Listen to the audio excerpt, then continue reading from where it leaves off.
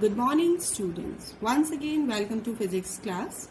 After a long gap, we are here again to study the basic concepts of physics. I hope you have revised all the previous concepts we have done of this unit. Now, today we will discuss few new terms as EMF, that is a term you are familiar with. EMF, that is electromotive force. I have already introduced it.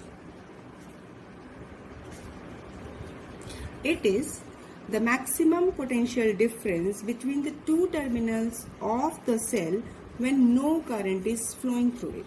It means if this is a cell and it is connected through any of the device, any of the component, but if cell is open, if cell is not closed, it is open. So in that particular case, no current will flow through the circuit, and whatever be the potential difference between the terminals of the cell will be there, that will be EMF. That means it will have some maximum value. This potential difference is not utilized. Now, here we will introduce another new term, that is internal resistance. Basically, internal resistance of a cell. As the term indicates, resistance, that means opposition to the flow of current. Internal, that means somehow in between the cells some internal resistance exists which opposes to the flow of current. So it is defined as the resistance offered by. Now within a cell, which factor is responsible for offering this resistance? So it is offered by electrolyte or electrodes of a cell. So it is defined as the resistance offered by electrolyte and electrodes of a cell to the passage of electric current. So this is basically internal resistance. So as you can see, if this is a cell and there exists some internal resistance within it, that is imposing obstruction to the flow of current. So now we take that if this is a cell, as this is having some internal resistance, we can represent it like this. Here small r symbol that will be used for its internal resistance. That E is the EMF of the cell and R is representing its internal resistance. Now this internal resistance, this depends upon the factors on which internal resistance depends. First of all, the distance between electrodes of a cell. Actually, suppose if you have any chemical reaction taking place, or you can say this is a positive terminal, this is a negative terminal, electrodes are there, and this is electrolyte solution. This can be aqueous, molten, or some another form. Now if it is positive, this is negative terminal. So whatever is the distance between these two electrodes, that is also responsible for internal resistance. Second, it is depending upon nature and concentration of electrolyte solution. What will be the nature? What is the concentration? That is molten, semi-mixed components will be there. So depending upon the concentration, that electrolyte, it is having internal resistance, having dependence on it. It is also depending upon nature of electrodes. And next is, it is depending upon temperature of electrolyte. And one more, area of plates, area of electrodes, these are which are immersed in this solution. So if area increases, internal resistance decreases. You can learn it as a result. Sometimes these kind of dependence factor can be asked in 1 mark question. Now if we increase the temperature, so if temperature increases, this internal resistance decreases. So these are the few factors on which internal resistance of a cell depends. So basic concept we have studied here, concept of internal resistance, from where it originates and the factors on which it depends. Now next we will find out or discuss terminal potential difference first. Now, next we are taking terminal potential difference. Terminal potential difference of a cell, it is basically defined as the potential difference between the two electrodes of a cell when it is in closed circuit, or you can say when current is flowing through it. What I have said, terminal potential difference is the potential difference between the two terminals of a cell when it is in the closed circuit. Basically, you can see here that this is a cell where small r we are representing its internal resistance. That means if you will replace simply by this diagram, it is one and the same thing. I am representing here r separately. If I will not represent it separately, it can be written as like this. It means E is the EMF and R is the internal resistance of the cell. So now, when we are taking terminal potential difference, so you can see that when the current will start flowing through the circuit, whatever be the difference of potential between two terminals, like this is one terminal, this is second terminal, or this is one terminal, this is second terminal. So this will be the potential difference between two electrodes or terminals of a cell when current is flowing through it, or you can say when it is in the closed circuit. So E, what is E here? This is EMF of the cell. I, whatever current is flowing through the circuit. Current flowing in the circuit. Obviously, when it is closed, if the circuit is open, no current can flow. Now, small r, this is internal resistance of a cell. Small r is the internal resistance of a cell, and capital R is the external resistance or load resistance, you can say, across which we are calculating, we are discussing potential difference. So now, as per the circuit, what is the total resistance of the circuit? This will be equal to small r plus capital R, being these are connected in the series. See here, voltmeter has been connected. Just voltmeter is always connected in parallel, whereas ammeter is always connected in series in the circuit. I will discuss it also. Now, or you have already discussed this concept in class 10th also. Now, first of all, we are focusing on the concept that when these are connected, this is not hindering to the basically combinations. You can say this is small r and this is connected in series with r. This voltmeter is a device which is connected only to measure potential difference across these two terminals, that is across capital R. Now, what is the current flowing through the circuit? As per Ohm's law, V is equal to IR. Here, EMF applied is E, so I will be equal to EMF upon total resistance. Now, you can see that EMF E, that is utilized within the circuit. Now see here, as EMF is applied across the circuit, a part of which will be appearing as potential drop across the external load resistance, and one part will be used as potential drop across the internal resistance. So you can take that potential drop across internal resistance R. This will be equal to I into R, because I is the current flowing in the same circuit. Now, potential drop across external load resistance, this will be I into capital R. It means, what is the role of EMF? Now you can say this EMF, one part of it will be used as potential drop across load resistance, plus another part will be used as potential drop across the internal resistance of a cell. So you can take this IR as potential drop, potential difference. This can be taken as terminal potential difference plus IR. So you can see in the figure, when we are taking V from this terminal or for across this terminal, this will be taken as the V. This will be equal to IR. What is V equal to IR? Terminal potential difference. Either across this terminal you can say, or across this terminal. So now you can see here this V will be equal to E minus IR. See what I have taken, that EMF applied is utilized in two parts. One part as potential drop across load resistance and another part as potential drop across internal resistance. So if you want to calculate this potential drop across the load resistance, it is given by E minus IR.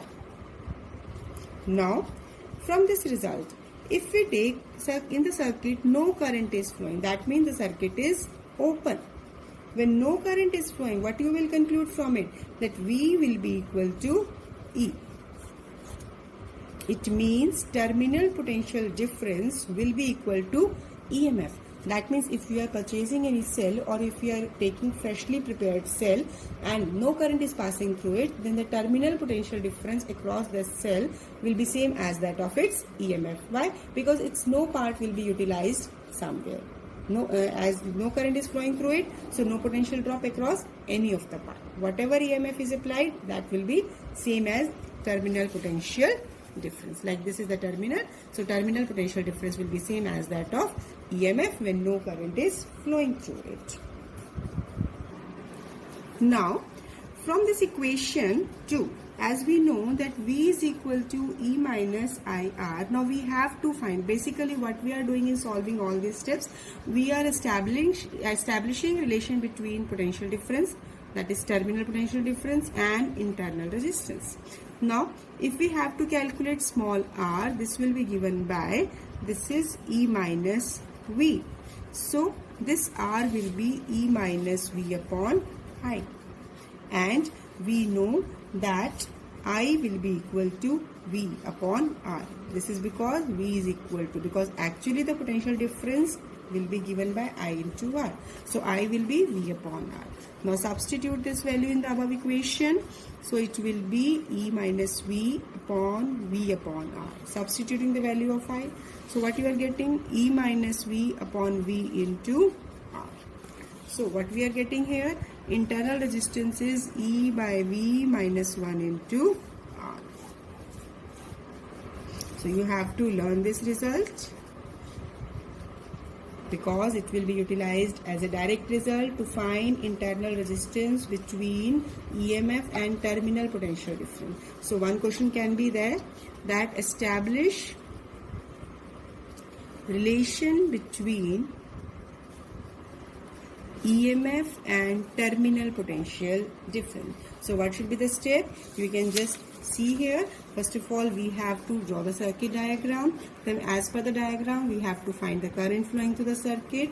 And when we are taking current flowing through the circuit, so in what way this EMF will be utilized? A part of it will be used as potential drop across load resistance, another part as potential drop across internal resistance.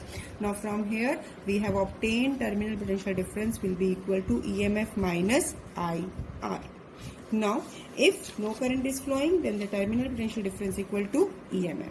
But as you have to find internal resistance, so what we are doing here by rearranging, you are calculating the value of R, substituting the value of current, you are getting this result. Now, one important point that we are discussing on this basis, actually, we have taken the result as V is equal to E minus IR. What is the significance of this result? See, potential difference across terminal of a cell, obviously in a closed circuit, is less than EMF. V is less than EMF. By what amount? By potential drop across internal resistance. So, when a cell has been used as a source for another component, for any resistor, bulb, for any of the source, then terminal potential difference is always taken to be less than EMF of a cell. This is an important result that will be used many a times. But how much amount will be less? You can say that the terminal potential difference is less than EMF by an amount equal to potential drop across internal resistance of a cell. This was the case when the cell is, you can say, when the cell is discharging. Discharging, that means cell is utilized. But when a cell is charged, you can see, you can correlate that if you have chargeable cell and you have to charge it, what you will do? You will place it in the socket, and then it will be charged by the main source, that is 220 volt AC, and it is used to charge. So basically what we are doing here, that if we have this cell, this is a cell which need to be charging, so it has to be connected to another battery or a source, through obviously through some resistance or by some another manner. Our target is not on this point. We are simply saying that this battery has to be connected to this. Now you can see here this cell. This cell has its internal resistance. You can say it to be R. Now in this particular case, this resistance, that is the internal resistance of the cell, and this is the main battery source. So terminal potential difference. Actually, this is acting as a charging cell, chargeable. Now, this has to be charged. It requires some current to be supplied to it. So, this terminal potential difference, this will be equal to EMF of this cell plus potential drop across internal resistance. What is the significance of it? This is basically related to this cell which need to be charged, and this is its own internal resistance. So you have to learn this result. This is quite important conceptual problem. When the cell is charged, then in that case terminal potential difference is given by EMF plus potential drop across internal resistance of a cell. Or you can say terminal potential difference is greater than EMF of a cell by an amount equal to potential drop across the internal resistance of the cell. After this, here we will study few graphical representations. First of all, we will study the graph between E with load resistance R. So when we are drawing this kind of graph, whatever be the load resistance we are changing, then in that case EMF applied, that is a main source, that is independent. So it will be remaining constant, whether we are increasing the resistance or decreasing the resistance. It means EMF will not be changing. EMF is independent. Why? Because EMF is an external source. Suppose you are taking a battery from external source. In your home 220 volt AC is coming, and you are connecting a bulb, a fan, a heater, whatever be the resistance, it is not depending upon the EMF. This EMF is not depending upon the resistance, rather it is fixed. So that EMF will be remaining to be constant. Next, we have to study the same graphical representation between potential difference, that is terminal potential difference with load resistance.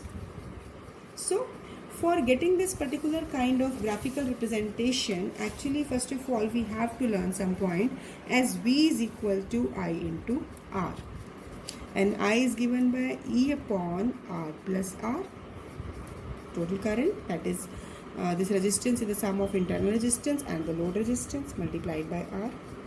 Now what you have to do in the next step, you have to simply rearrange. Take this R in the denominator. So R plus R divided by R. And what you are getting here, this is 1 plus R by capital R.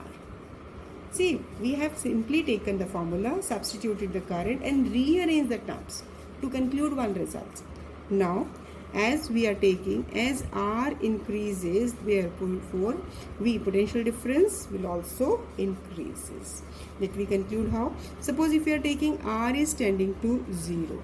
If R tending to 0, see in this factor, this R by 0, this factor will be infinity, right? Now E upon 1 plus infinity, that means E upon infinity, this factor will be 0. It means corresponding to it, V, terminal potential difference will be 0. When R tending to 0, terminal potential difference will also be 0.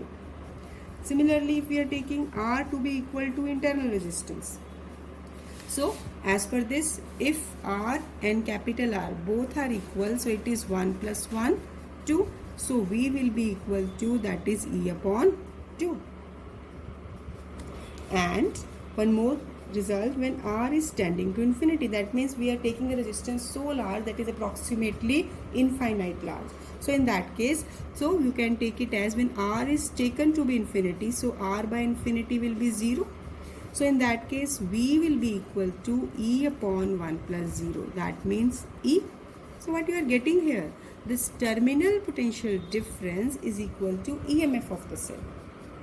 See what we are doing here in the entire part which I have explained, this is quite important as a conceptual problem, because when we have to draw this V with the R, how we come to the graph, these points are quite important. So when R is 0, when R is equal to small r, that is internal resistance, when R is equal to infinite. Now on this basis we have got the value of terminal potential difference. Now as these values are known to us, now we can plot graph between terminal potential difference and the load resistance. What we will get, the graph will follow like this curve. That means when R is 0 initially, then V is also 0. When R is approximately equal to, suppose this is R, this is equal to capital R, or small is equal to internal resistance, in that case this is equal to, V will be equal to E by 2. And on further increasing, when this is increasing to infinite large value, then you can say this is approximately having equal value to the EMF. So this is the graph. If I will draw directly this graph, then you will have certain confusions now.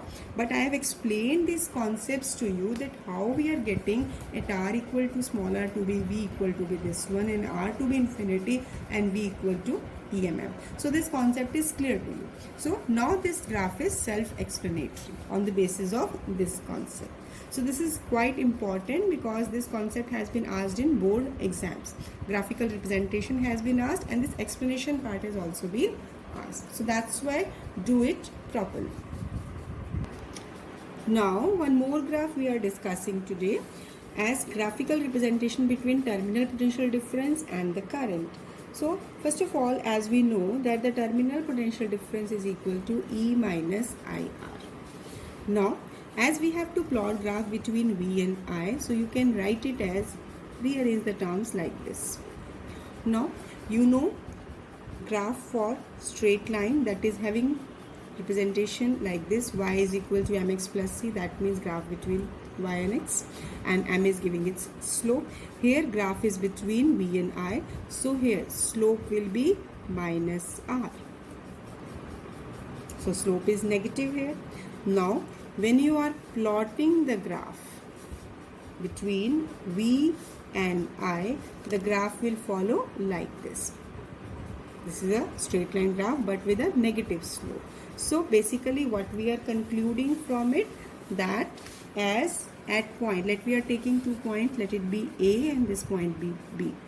At A, what we are observing here, this is at I equal to 0. Initially at this point, at the starting point at the horizon, current is 0 but voltage is having certain value, and this will be equal to EMF. So V will be equal to E, that is taken as intercept on potential axis, or you can take it as y axis because this is y axis representing potential difference.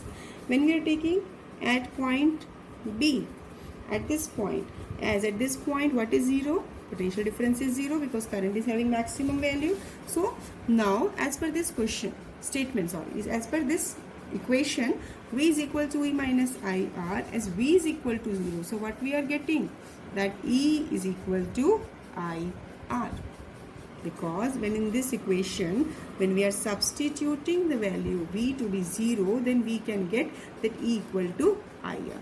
So what will be the value of current from this equation? This will be E upon R. So this much amount of current is at point B. So this is another graphical representation when you have to plot graph between terminal potential difference and current, and this is the explanation part. Now just concluding point, when we have a cell and it is connected to some source, obviously battery is closed, cell is closed. When cell is connected in this manner, so when the cell is connected in the circuit, so inside the cell, actually see here, current is flowing from positive terminal outside the battery. We are talking outside the battery, current is flowing from positive terminal to negative terminal. What about inside the battery? This is a point which you have to understand, because sometimes to confuse there can be a question, what is the direction of current inside the cell? So understand it. Outside the cell it is from positive terminal to negative terminal, but inside the cell it is from negative terminal to positive.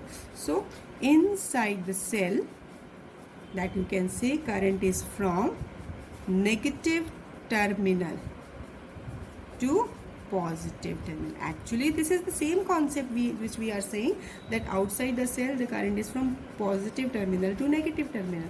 See, current cannot stop at any point. Charges are continuously moving. So when the charges are continuously moving, leading to the flow of current, so loop will be completed, circuit will be closed, current is flowing in this direction, electrons are moving in this direction. So continuous electrons will keep on moving in the circuit for continuous flow of current. So you can say, as outside the cell current is from positive terminal to negative terminal, but inside this is from negative terminal to positive terminal. This is the case when cell is used as charging cell, that is, it is using as a main battery. But if we are taking the same battery is connected to some another source, let it be E dash. So in this particular case, you can see here, actually now this is the chargeable cell, this is actually the main source. Now from here current will flow from positive terminal of the main cell. Now you can see for this cell, inside the cell now the current is entering from positive to negative. Here current is entering from positive to negative. You can compare it in the above figure. Here the current is entering from negative to positive, but here the current is entering from positive to negative terminal.